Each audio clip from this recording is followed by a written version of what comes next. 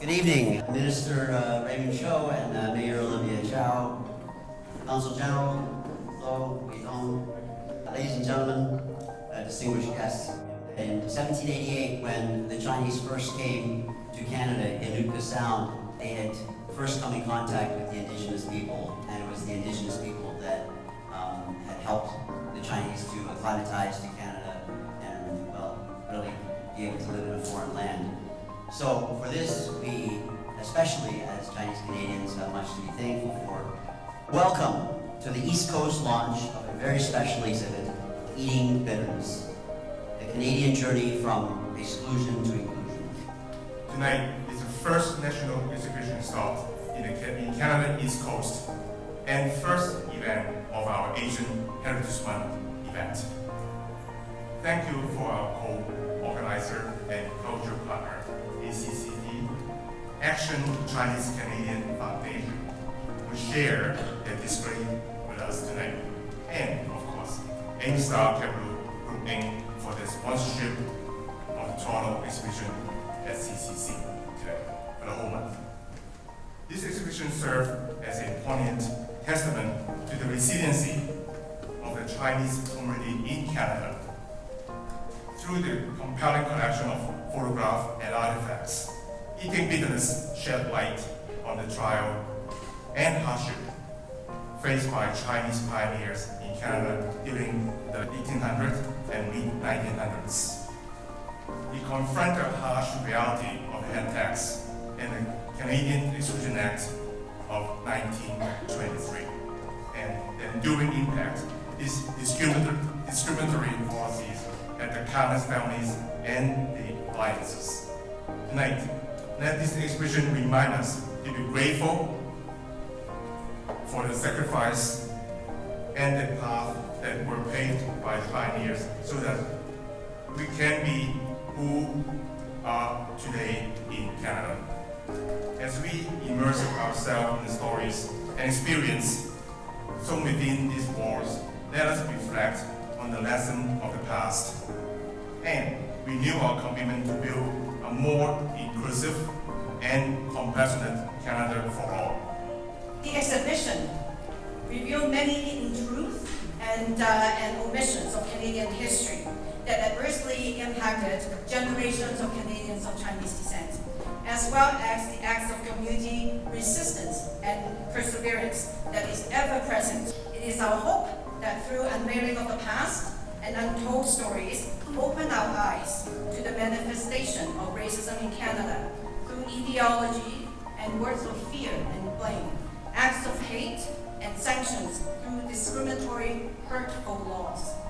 This project is part of the commemoration of the centenary of the Chinese Exclusion Act, which was marked by Action Chinese Canadian Together Foundation and Dr. Loy Wong, our successful nomination to the Canadian Historic Monument and Site Board, and the Government of Canada's presentation of the commemorative plaque in the Canadian Senate Chamber on June 23rd, 2023, during the national remembrance of the centenary of the Act, organized by the Cccgt Foundation and Senators Wu and O. The centenary was also marked by the opening of the Chinese Canadian Museum in Vancouver. And one of the key organizers of the June 23rd event is Judge Wong, who's amongst us here today in the audience, and a former board member of the Cccgt Foundation. So the Cccgt Foundation's primary purpose is to ensure the full and equitable participation of Chinese Canadians in the public, cultural, economic, social, and other spheres of life in Canada by raising public awareness about the history, reality, and cost of anti-Chinese Canadian discrimination, and building and supporting Chinese Canadians and others with training, organizing leaders summits, developing and disseminating research and educational resources. I'm so pleased and proud with the dedications and hard work of teams of people involved, historians, educators, some of them are here, scholars, artists, community members, and our project partners, the Cultural Center of Greater Toronto, and also Justin Boy Agency, Asian Canadian Educators Network, that we're able to bring Canadian imageries and contents that hopefully would engender greater understanding of our shared history and our sense of, and to provoke our human connection and shared sense of compassion for our past experiences as well as the contemporary forms of othering, marginalization, and hate that is very much part of our current reality. I hope that you will also take time to share with us your story, your family story, your community story, and so that by answering the question, what would Canada be without you? What would Canada be without your family's contribution? What would Canada be with the untold story of building Canada from your community's perspective, so that we can give voice, instill inspirations, and pay homage to those whose contribution to building this country was never recorded or captured. My grandmother was one of the people, one of those women who were left behind. She was separated with my grandfather for 33 years. And she not only raised her own children, she raised other people's children, and she was tortured and experienced war all by herself. So this is also about commemorating, our own and many untold stories.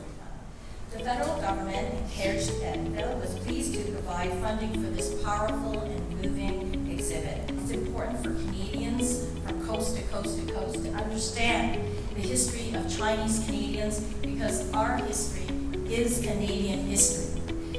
Events like this series that reminds us that the importance of preserving and learning from our history, and we commit ourselves to building a better future where everyone is welcome and valued regardless of their background. Chinese workers participated in the construction of the Canadian Pacific Railway at the expense of their lives and health. The Chinese Exclusion Act was filled with blood and tears. Nowadays, more than 1 million Chinese Canadians are actively integrating into the local society and contributing to Canadian politics, economy, multiculturalism, and so on. The Chinese in Canada have overcome many obstacles, and with the spirit of hard work and tenacity. Eating bitterness, hak fu in Cantonese.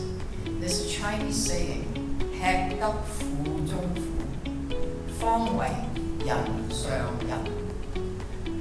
What does that mean? That you can eat the bitterness, meaning that you can handle the sorrow,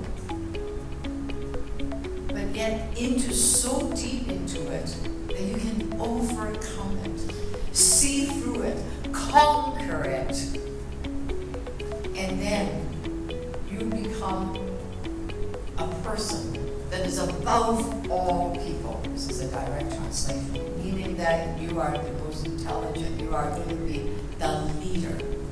So to be a leader is to overcome the bitterness, be able to handle it, but come through it, conquer it, defeat it. We have to make sure that every kid in Canada, learning history or not learning history, understand this past so that it will never be repeated again. Anti-Asian racism is not something that's something of the past, but it lives within the DNA of society today, more so visible than I've seen in many years. I think people thought that, after COVID or during COVID, we saw a surge and that it would just die off, but it comes back.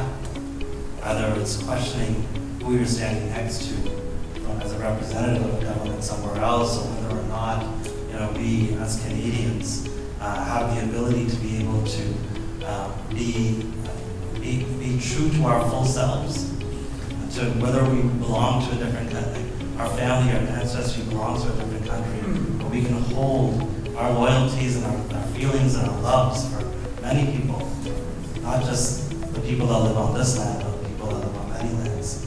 It's incredibly important for us to remember that, we as humans, we come from many places, and we will always be coming to this gathering spot here in Canada from many places. So I encourage everyone here, please spread the word about this exhibition. And you invite all your families, your friends to come here to learn this very important history of our history. So basically, this is not the history of just the Chinese-Canadian history. This is the Canadian history. Okay? So at Aimstar, we help our Canadians from all the background of cultures to protect and grow their hardworking savings for their next generation or for the loved ones who came to Canada after them. So please enjoy the exhibition, and I love the opportunity to meet all of you today. Thank you very much for coming, everybody.